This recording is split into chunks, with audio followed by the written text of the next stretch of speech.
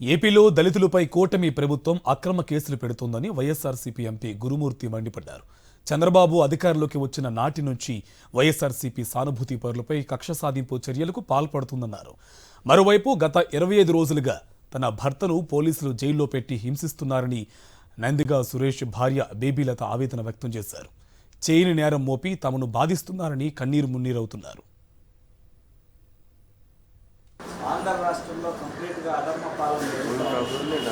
ఈ అధర్మ పాలనలో ఎంతసేపు అయినా ప్రతీకార రాజకీయాలే తప్ప అభివృద్ధిని ఆమె దూరంలో తరిమేశారు. ఈరోజు వైఎస్ఆర్ కాంగ్రెస్ పార్టీ నాయకుల పట్ల అనుచితంగా ప్రవర్తిస్తూ అక్రమ కేసులు బనాయిస్తూ వాళ్ళని జైల్లో నిర్బంధించడం ఇది చాలా బాధాకరం. మాజీ పార్లమెంట్ సభ్యులు నందిగం సురేష్ గారు అక్కడున్నటువంటి దళితుల అసైన్ ల్యాండ్స్ కూడా దళితులకు చెందాలని, వాళ్ళలో ఎలాంటి మోసాలకి జరగకూడదన్న ఉద్దేశంతో ఒక సదుద్దేశంతో ఆయన పోరాటం చేస్తుంటే ఆయన్ని అక్రమంగా పలు రకాలైనటువంటి కేసులు పెట్టి జైల్లో నిర్బంధించున్నారు. 25 రోజులు అవుతుంది.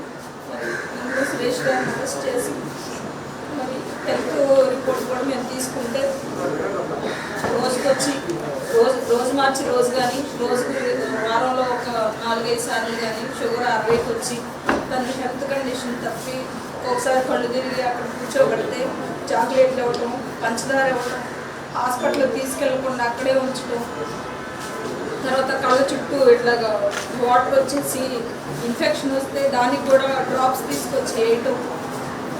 మేము చాలా ఇబ్బంది పడుతున్నాము.